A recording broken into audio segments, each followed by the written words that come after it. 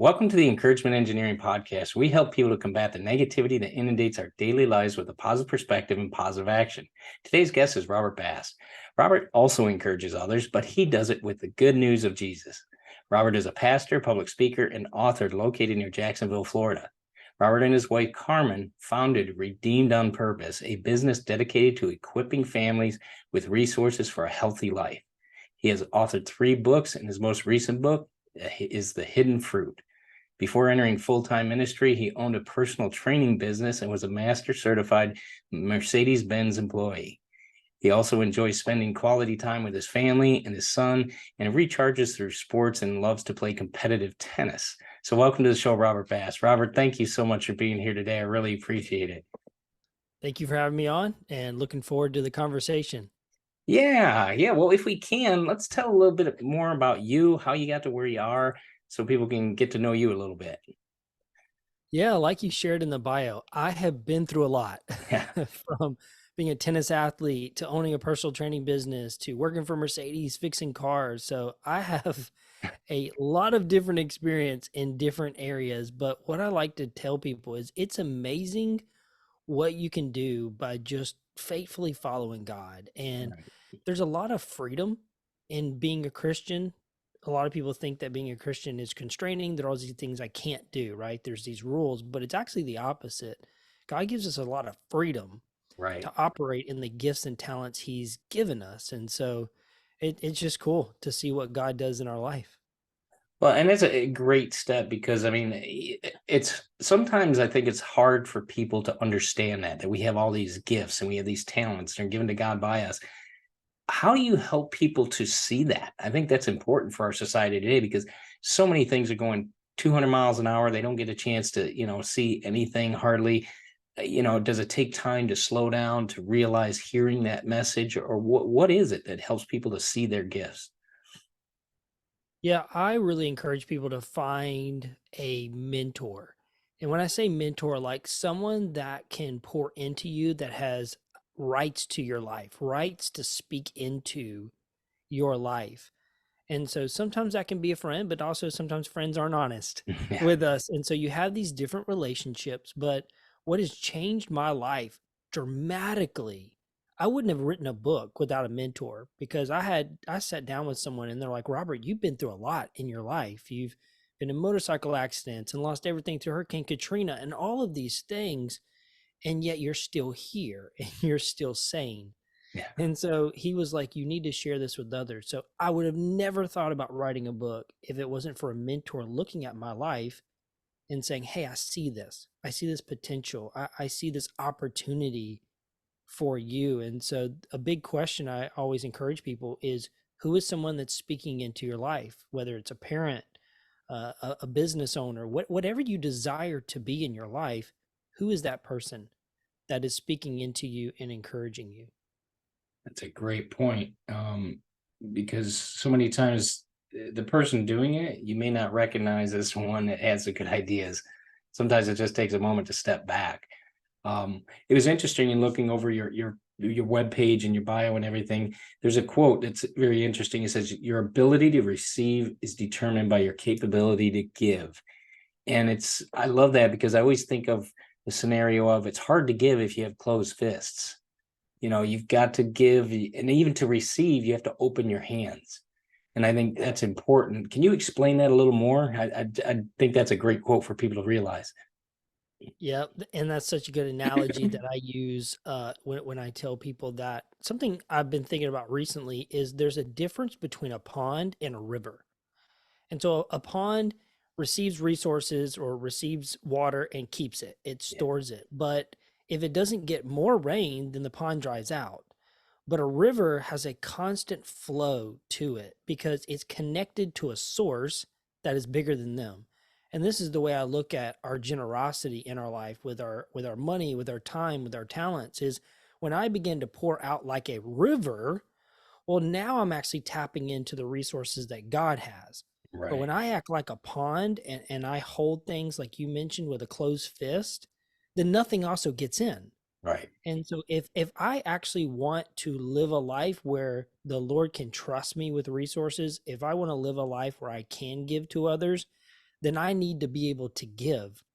And you know how God works is usually he asks us to give first, Yeah. to Yeah. trust him, to have faith. And so in a lot of scenarios, even in my personal life, God has asked me to give. He's asked me to do way before I have seen him provide. And so I Right. want to encourage those listening, if you desire to have extra resources to give, well, you're probably going to have to give first when it's Yeah. maybe a little painful and a sacrifice in your finances. And so something me and my wife do is we set aside a certain amount of money every month to be able to give to others. Sometimes that looks like me taking people out to dinner. Sometimes that looks like me paying for someone's gas, or it could be a billion different things. Right. But the point is, I've intentionally set money aside to help other people. And that originally started with $20. I Hmm. started with $20 that I was going to give away every single week. And believe it or not, it's hard to give away $20 every single week, but it trains your mind Yeah. to be able to think, how can I help? What can I do? How can I give? And I started with that $20 giving away coffee. Yeah. And Oh, that has changed my life for the good. well, and that's a good point you make there is the mindset shift. If you can give when you have a little, you can give when you get a lot. So it's that mindset, it's training that discipline, training that focus that we can offer people, something. And it doesn't have to be much. I mean, I've done that too, where you see, a homeless guy that came in and he's looking at a menu at a restaurant, and he's got $5 and making sure, okay, can you get a cup of coffee or something like that? And you sneak up to him and say, here, just hand him a 20 or something like that and get some food. It doesn't take a whole lot, but it's the mindset. It's that opportunity of seeing those, if you will, seeing that opportunity and doing it. So great reminder for people. Yeah. And training your eye to see those things. Like you Yeah, said, like, do I see the other people in the restaurant when I'm yeah, going out to eat? Do I even notice the waiters, the yeah, people that are supposedly serving me? Do I notice them? Do I know their name? Do I know maybe what they're going through? Because we can tell yeah. as human beings, you can tell when someone else is going through something. So when we have that eye to see and that shift, we can begin to bless others and impact their life in an amazing way because we've trained ourselves to see that way. Right. Great. Great. Now, it brings up another point that, if you will, I look at these scenarios of how you're helping people, and that offers hope to people. How else do you, if you will, offer hope to people throughout, your life and what you do and what your wife do? Yeah, I try to be intentional with injecting myself or putting myself in other people's lives Hmm. because I've had people do that to me. Part of my story is I was in a motorcycle accident. I had a lot of friends. Well, I thought I had a lot of Yeah. friends. And all of a sudden, I'm in this accident and I can't walk, I can't work, I can't pay bills. And all of these so called friends weren't there for me. Hmm. And so, but it was people at a church who didn't know me, who didn't really have a relationship with me, decided to put themselves in my life. They Hmm. would pick me up to take me to physical therapy and make sure I had food. So I had people step into my life when they didn't have to, when they didn't know me, when they didn't have a relationship with me, out of love to help me overcome that situation. And so that is the biggest thing for me, is to actually intentionally put myself in other people's lives and in other people's situations to help. Sometimes people don't want our help, and that's Yeah. okay. You can't force your help, but I can offer it. I can put myself in a situation where someone could possibly benefit from my help. And that's kind of counterculture in Yeah. America, is we usually live very isolated lives where it's I'm focused on me, I'm living in my world, my bubble, and we get kind of afraid to put ourselves into someone else's life because they may reject us. Right. They may take advantage of us, and all those things could possibly be true. But imagine the blessing and benefit you can help someone with if you're willing to do that. It far outweighs the situations where people don't want your help or abuse you. Because again, that's happened to me. Yeah. People have tried to use me to do this, to do that, and but that's few, honestly, that's the few that I've come across. So the people I've been able to help, me and my family and the church have been able to help, is amazing. The stories are amazing that we get to hear Right. how, you gave someone food at the moment where they ran out, like they literally ran out of money, and you thought about them and you sent them food, and that was the moment where they're like, I don't know what I'm gonna eat tonight. Like, you just can't make these stories up, how Right. God can use you to make such a big difference if you're willing to put yourself in other people's lives. Wow. That's great. And that's important because I think our society needs that. It's like we're not in this world alone. It's not just us against the world. We're how many billions of people in this world. People have gone through what we've gone through, and talking to somebody is a start to help get over the hurdles you may put in front of you or put in your mindset. So great information there.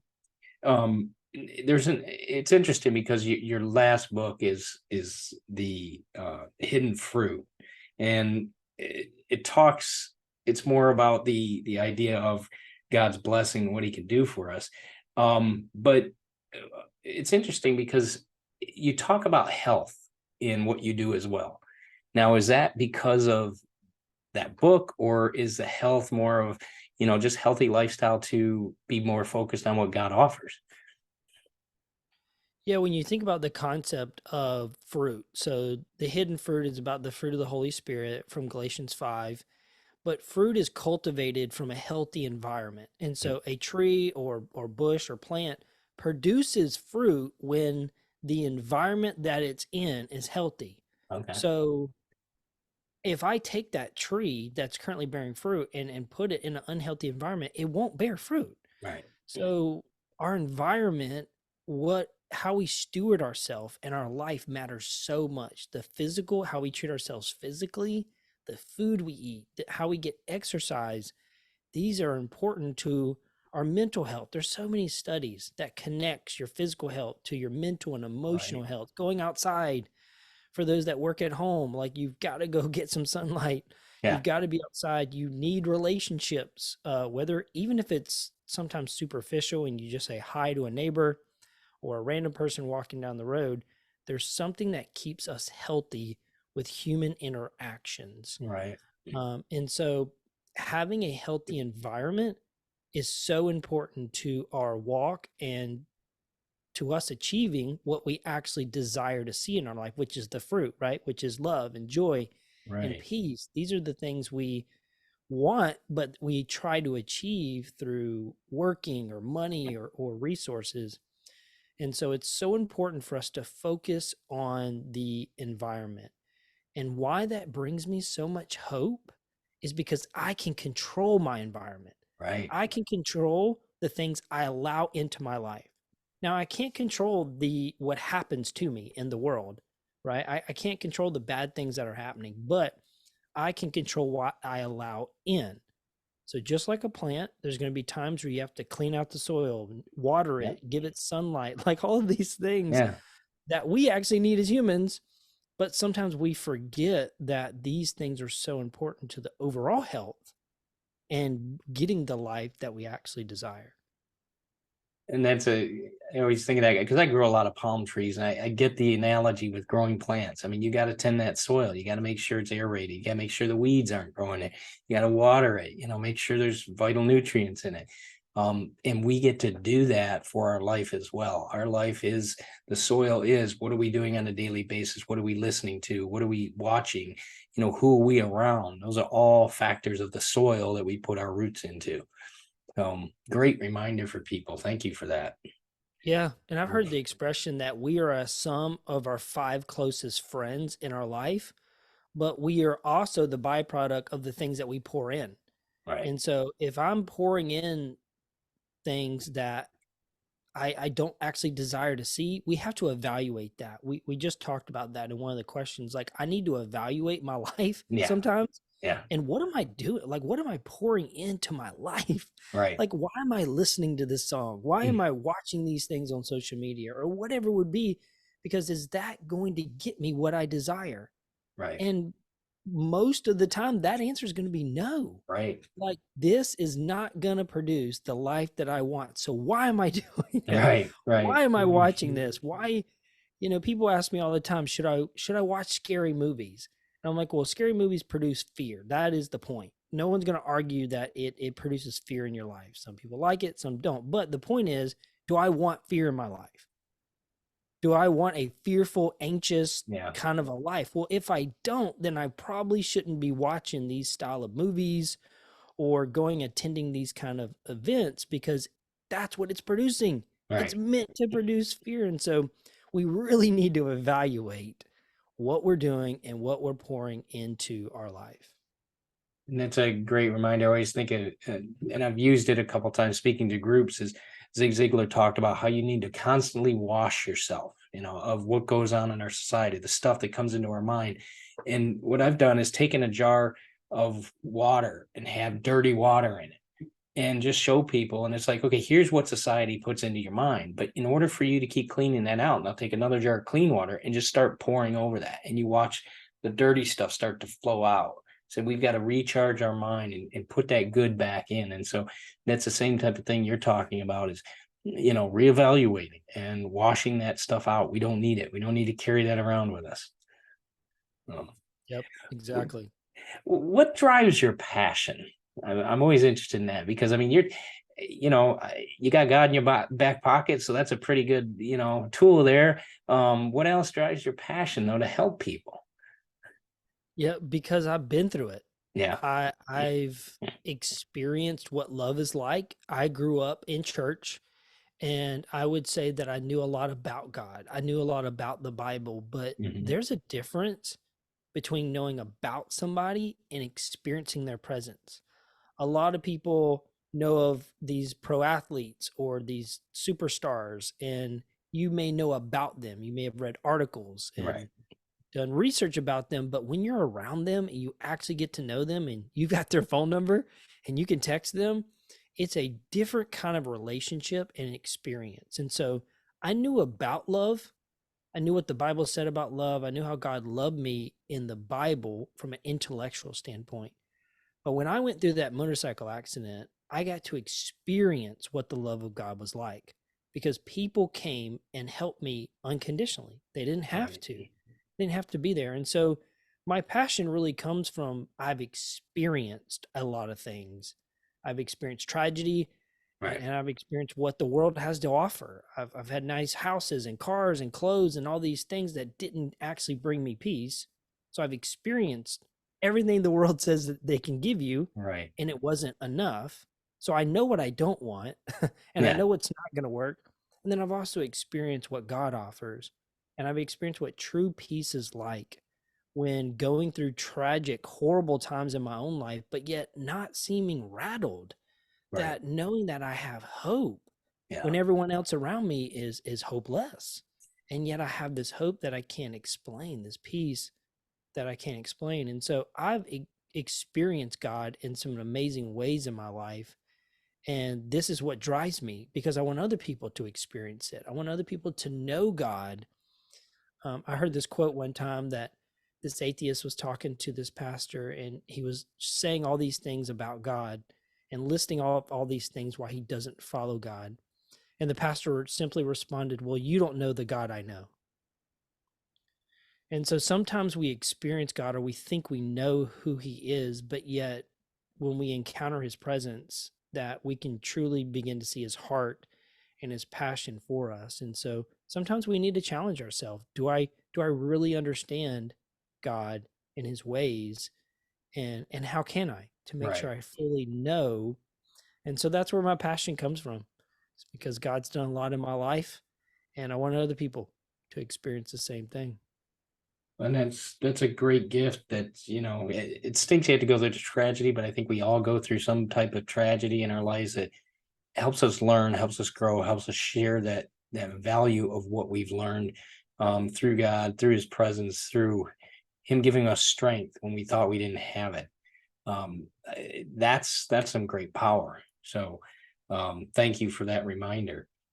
Um, as I mentioned, your books. because several of them, they have purpose in the title. What is a great purpose? Yes, I love this question. Mm. Because even when I began to write the book, I would say before I wrote the book, I didn't fully understand what my purpose was. Okay. But as I began to walk out life with God, right, from being a tennis athlete to fixing cars to personal training, now being a pastor, I quickly began to realize that my purpose is connected through my relationship with God. And here's what I mean. That if I think that my purpose is being a pastor, right? Mhm. Well, those seasons of me being a tennis athlete and working on cars and having a personal training business, then I would look back at those seasons or look at those seasons like I'm not fulfilling my purpose. And that breeds Right. hopelessness and it breeds frustration and discouragement, which is not what God desires for us. So, what I've realized is God desires to move in our lives in so many ways. And this is that freedom I was talking about at the beginning. Is I feel like I am fulfilling my purpose just as much as having this great conversation with you on this podcast, as I am preaching on stages, as I am sharing my book, as I was as a personal trainer, and Right. as an athlete. And so we get our purpose is connected through our relationship with God. And that brings me so much freedom because I can freely share at the grocery store if I'm talking to someone. Again, it's that seeing other people's lives. When I'm talking to a waiter and helping and encouraging them at a restaurant, I'm doing my purpose, Right. right? And so I now have all this freedom with my relationship with God and in this world to accomplish so much, to use the gifts that God has given me in amazing, unique ways that only I'm going to be able to do because I've been placed in these environments. And so it's really a perspective shift, right? My purpose is Yeah. not a destination. It's not trying to get somewhere. My purpose is this journey that I'm on, and how can I make a difference? How can I bring peace and love and joy into situations and bring hope? Awesome. And that's invigorating because that I could see you sharing with people and people, whether it's wait staff or anybody having a rough day, and often you share that encouragement, share that light with them. It really brightens people up. And that's a great thing to be able to do with people. And like you said, it's through what you've experienced, your path, and that's your purpose is to continue to do that. So great ideas for people. Thank you for that, for sharing that. And keep that up because that's always a great thing we need in our society. Um, if you can, let's talk about your latest book a little bit, Your Hidden Fruit. Because it talks about, the idea of what God has for you.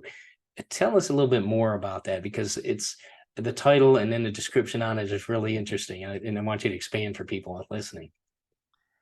Yes, I believe God has so much more in store for us, just like a good father would, right? And so he wants the best for his children. He wants to see us thrive and prosper. When you read the Bible in Genesis, his desire for us was to be fruitful and multiply. Right. And so from the very beginning, God has a great plan for our life, that he wants us to live an abundant life, that he wants us to be blessed.